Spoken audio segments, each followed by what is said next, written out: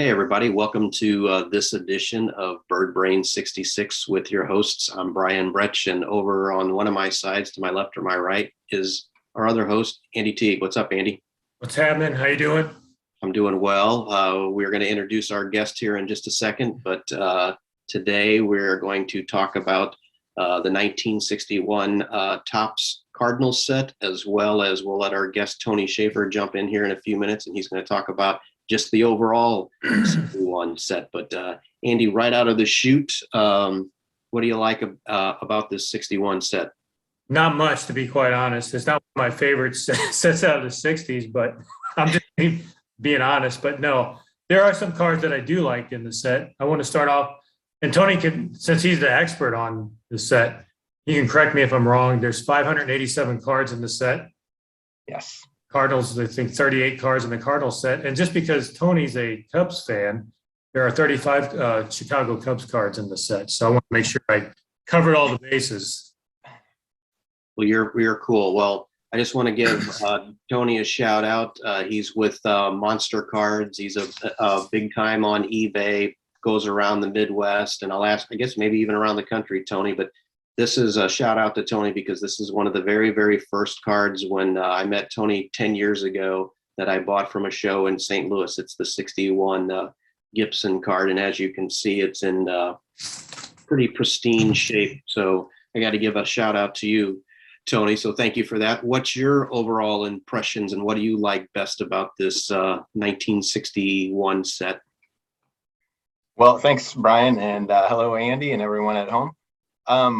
Andy, I'm glad that you broke the ice like that with the 61 set because it is expansive. It's a little bit colorful, but it is kind of a basic design. And it's, I don't know if it's one of the real standouts or favorites from the 60s. For me personally, I like the challenge of the high numbers and selling the high numbers. They're not as difficult as the 66 or 67 high numbers. And then one other thing for a set collector that stands out from this one is that there are 5 manels in it. So, whether you think that's great or whether it's a little bit of a hindrance, it is notable for that as well. I've got a couple here. I'm gonna pull Nice. Brian and show. There's the main guy there. He's off cut, but there's one. And how much does someone like, how much does someone like that one, I mean, because it's mantle, how much does he go for? And I know it's a little off centered, but if you were to put that out on market right now, what do you think the going price was, Tony? I've got that one priced at $450, and like various rookies and blue chip stuff from the last couple of years, it's gone up. It's probably almost doubled, I would say, from what it would sell for a couple of years ago. Very cool. Andy, who are some of your favorite players within the Cardinal set? Well, I get a few, but I'm going to show you, this is my favorite Cardinal card in the set. Obviously, he was long past his playing days at this point, but here, just that's the first Rogers Hornsby card I ever had was this one right here. So that that makes it my favorite out of the set. It just, like Tony said, yeah, it's got some color to it. It's got some I don't know, just not one of the most exciting sets, but I like cards like these when they did this stuff, And I wish we'd see more of this, and hopefully we do see more of this going forward with Topps. I'd love it when they have the collaboration, not just sticking a bunch of heads or something on a card, but I like to see the actual photo with the players actually in it together, and not just from sticking their heads on the card. So, well, it's interesting that you show that one with the multi players on it because there's a bunch of those from 61. But what's interesting is 61 was the first year that in quite some time that they went from that horizontal look to the vertical look, because 56, 57, I know 59 was obviously the vertical, but Topps was still doing more of their cards that were had a more of a horizontal look. So I like that. There's another one right here. Yep. So before I turn it back over to Tony, out of this entire set, Andy, if you recall who your first Cardinal card was that you bought in that particular set? Oh my goodness, I'm trying to think who that was. It was probably Bill White, I would imagine. So you and I were together when I bought this. We talk about, Tony, we talk about growing up, Andy and I, and riding our bikes before, we had vehicles, or we convinced our parents to drop us off. But I went to the Belleville flea market, and I think I paid like $15. And that was, back in the day when we were busting our humps, cutting grass. And so spending $15, maybe $18 on that card, if I told my parents that, they would have thought I was nuts to save my money. But I specifically remember, and there's Bill. Yeah.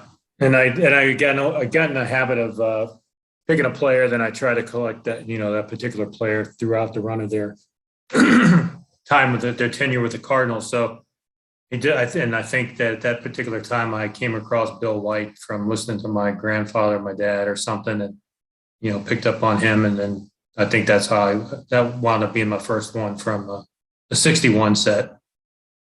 And Tony, I'd be remiss if I didn't ask you, who's your favorite Cub in that 61 set? Sure. Well, you can blend in a couple of different things about the set and the Cubs, because this set is mostly devoid of big time rookies, right? Like some of the other sets out of the 60s. And so early on in the first series, you have, or maybe first or second, you have Santo and Billy Williams, both with rookies in this set. And they, don't, float a lot of boats outside of Chicago there. But you also have then the Marichal rookie.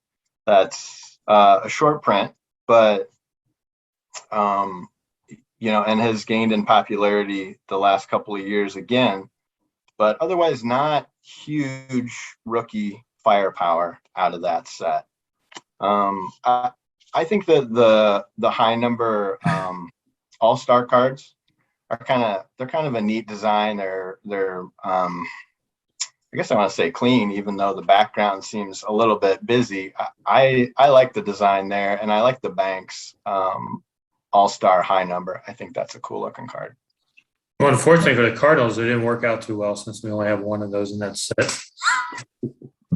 Well, it's interesting, and Tony, I have to roll the dice. I'm kind of guessing that I most likely bought this off of you as well. So what's interesting about this high number, card number 561, he's been a random Cardinal card of the day that we post on Twitter. Pardon me.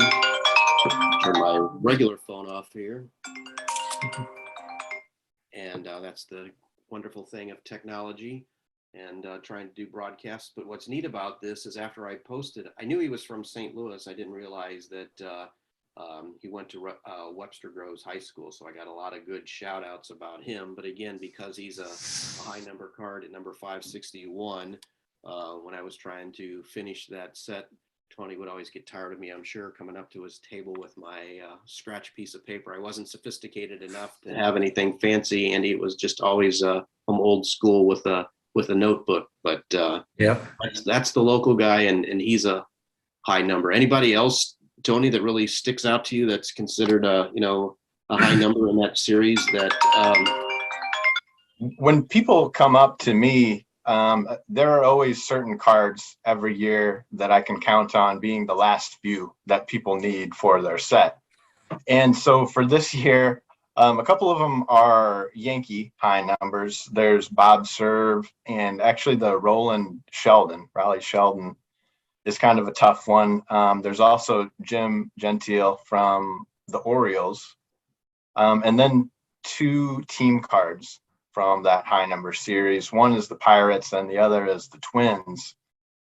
So tough luck for Twins fans in the 60s, because the team cards were high numbers in 61, 62, 66. And in 61 and 66, you'll pay a good premium for them. 62s is okay. But those are generally the ones that people are going to need. And so Andy and I have always been curious about this, Tony, and again, because you get to travel obviously before COVID, and I know you're getting ready to do a couple of shows coming up in Iowa, and you're starting to slowly get back out there. When you're out, say like in Iowa or wherever you are, and this is almost a baited question because I'm waiting for you to say it's the Cardinals, but I'm not naive. So when you're out there, are there more people who try to do what Andy and I are doing and collect only, a certain team, or more people out there collecting, whole 61, 62 sets? And then I guess my other question, if it isn't sets, who is the most popular team that people are collecting? So it's, I guess, sorry, I asked two questions there. Yeah, that's okay. I would say it probably slants a little bit heavier towards people working on the complete set than team sets. And although there are definitely those that are trying to complete the team runs throughout. But the Yankees and Dodgers remain the most popular from those from 50s and 60s. Yeah, it's just, good team after good team. So if anybody grew up watching Yankees, Dodgers, they get that where it kind of builds upon itself, right? Because the team gets more popular, then the lesser stars become more household names. The Carl Furillos and Johnny Blanchards, for instance, the guys who are the equivalent of Broglio and Flood or something like that, get built up, and then it kind of self-perpetuates. Gotcha. And Andy, at what point when you were collecting did you decide to, and it was weird when we, kind of reconnected on our collecting, at what point did you decide to go away from collecting what we were just talking about, full sets, and focus only on the Cardinals? Oh, I would say that was probably toward the mid to late 80s, because, when you and I were doing the deal, when we were kids, riding the bikes or whatever we were doing to get to the local vending place to buy cards, because that's when, we did that when Donruss and Fleer also hit the scene. And you started looking at the market started becoming flooded with, different brands. And it's like, okay, how can I sustain collecting all these, sets or factory sets or whatever? Then you just got to make the decision, pull the plug on that and just go back after the team sets, and start going back to some of the older stuff at the time. And now, it'd be near impossible, because even with just Topps alone producing baseball cards, if you look, like we refer to the database, that there's a database out there that has all the sets listed that we, refer to for cards we need in each particular team set. And I want to say that Topps has, I don't know how many, probably 15 to 20 different sets out every year, at least, and some of the more popular ones are, the base, normal Topps set and the Heritage Archives, Gold Label. I mean, you just keep naming them off, but to be able to collect all those as a whole, as, for every player in the league would just be impossible. You couldn't do it. Right. That's kind of about the time frame that I got into it too, was probably at around 1988. I'm well beyond high school, well into college, and knowing that baseball card collecting at that point probably wasn't, cool for me to do. So buying complete sets didn't make any sense, but my love affair for the Cardinals continued. So that's kind of what I did at the same thing. So Tony, when you're going to, again, like a place like Iowa coming up, and you mentioned it earlier, is it still the Dodgers and the Yankees there, or are you finding, I guess my question is where does a team like the Cardinals rank in terms of let me re-ask this. This is a better question. So when you're out in places outside of the St. Louis market, are you purposely looking, when somebody comes up to you, for Cardinal cards, because that you do so many shows in the St. Louis area that you can actually, feed your quote unquote customers, because that if you have, 5 or 6 61 floods, chances are you're going to go home with either one or none? Yeah, you hit it on the head. I will definitely look for Cardinals since I do shows down in St. Louis. And it doesn't help, I mean, hurt that there are some stars. You know, there are Gibsons and Floods and Mutuals that would sell, that would, you know, have national appeal, but definitely a special home down in St. Louis. So you bet I do. Yeah. Mm-hmm. And outside of our one friend, we won't mention him by last name, but our friend Don, are there very many Boston Red Sox collectors out there? So with regard to the 61 set, I would say no, but overall, yes. So, you know, Boston famously had a World Series drought. I don't know if you've heard that mentioned ever on TV, but they did for a while. And, you know, finding it really takes a diehard, right, to put together, say, a 61 Red Sox set. It's not until you get to the Impossible Dream and the 67 set that they really start to regain a focus there. Mm-hmm. Gotcha.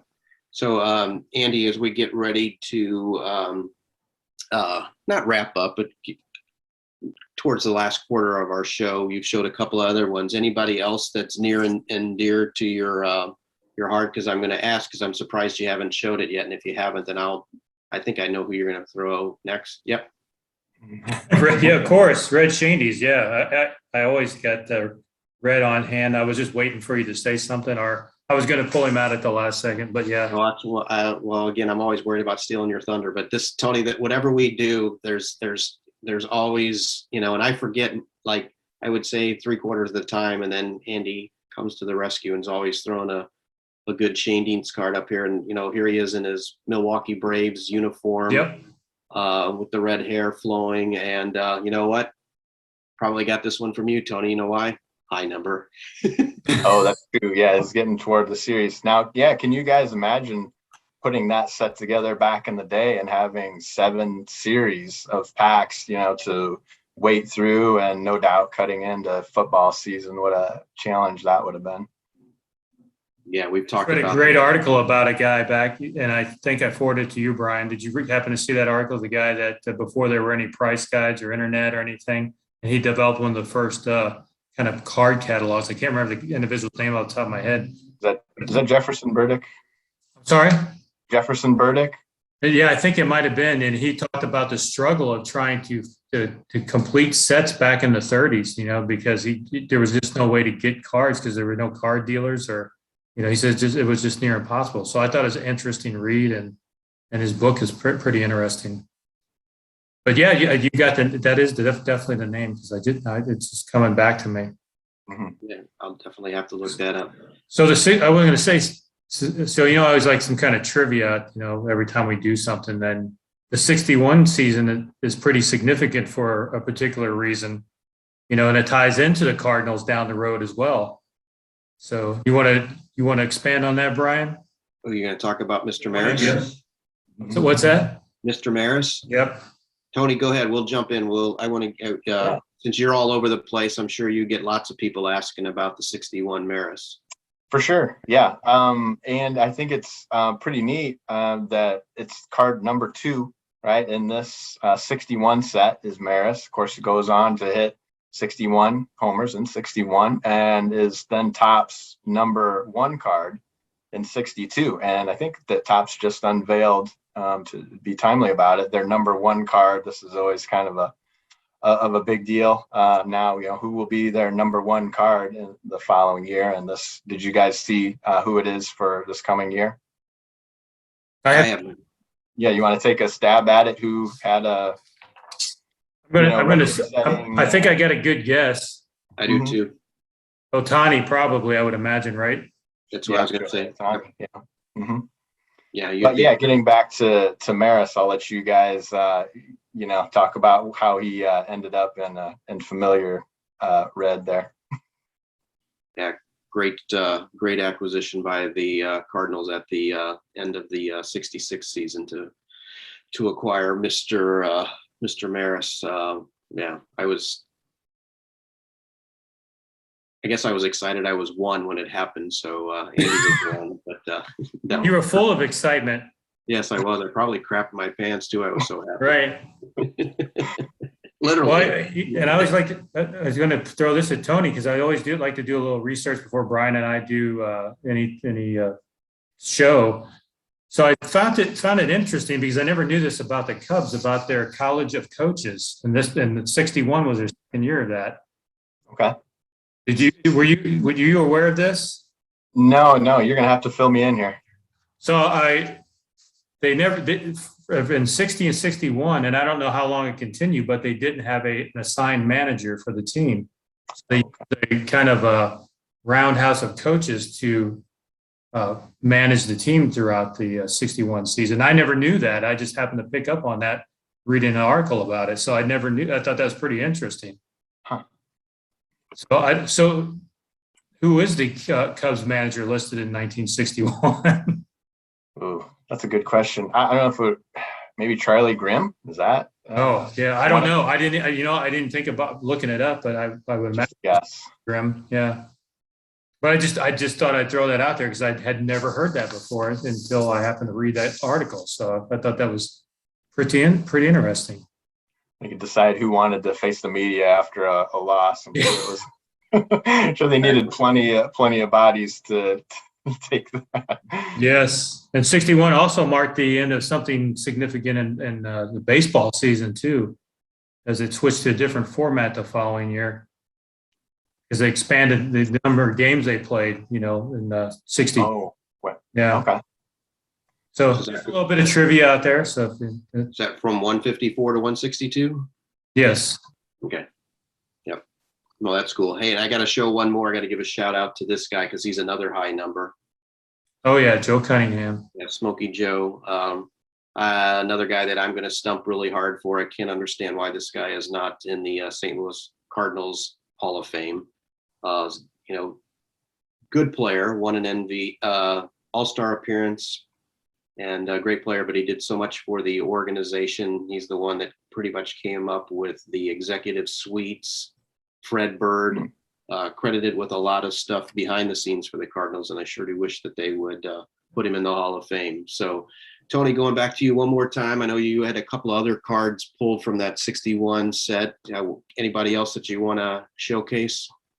Yeah, if I can showcase some of the print dots on this one. The MVP series, it's a popular series, of course, loaded Aaron, Mays, Mantle, and their banks, but with all the solid background, a lot of them tend to have print dots on them. Now that one looks, like a really bad case of chicken pox, but this set is also not without, print issues like that, and like with some black roller marks, like horizontal roller marks through the cards too. So I don't know if we gave the set many compliments here tonight, unfortunately. No, but we knew that we wanted to highlight it because it's an older one, and in fact I've got one. But you're just talking about the Charlie James one right here. Oh yeah, classic. Yeah, there's the printer mark going right through his face. Mm-hmm. So because you're such a swell guy, you probably gave me one heck of a deal on it. So that's why I picked it up. But yeah, I was surprised that just by pulling these randomly, how many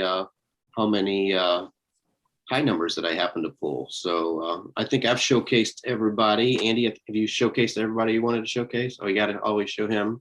Yeah, because he was, it was my name, almost my namesake. So I always got to show him and Orlando Cepeda anytime I can, because in honor of my father. Because I don't know if Tony knew about that. That was almost my name, either Julian Javier Teague or Orlando Cepeda Teague. And my parents had a battle over my name for about 5 days before I was actually named, and my mom was not going to stand for it. So she won out, huh? Looking back at it, I think would have been pretty cool. So yeah, definitely memorable. Yeah, if you ever had another Andy in your class and were tired of having the same name, you would have stood out. And I tell Brian, I would have probably got beat up in the school we went to.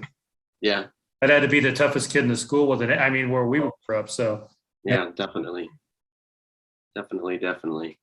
Alrighty, well, I will get ready to wrap us up. We can stay on and talk about another upcoming show that we're going to do. But for everybody out there, hey, we appreciate you joining us. Tony, got to always give you a shout out. Tell us where we can find Monster Cards.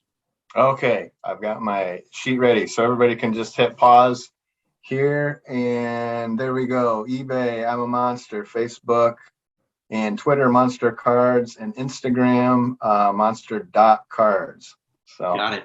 I appreciate you, letting me get everything out there.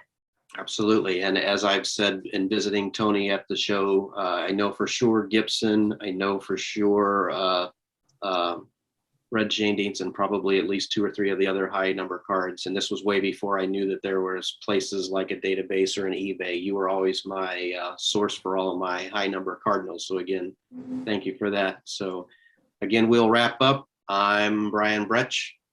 Over Andy there Teague, somewhere. and I'm going to go ahead and say it. You'll check us out on our new website. It'll be birdbrain66.com, and it'll be out there very soon this week or by the time you see this. So, awesome. Well, again, appreciate everybody joining us. Again, can't thank Tony enough. He's becoming our most popular guest because of his wealth of knowledge. So again, Tony, thank you. And with that, thank you guys for joining. Appreciate it, guys. Thanks.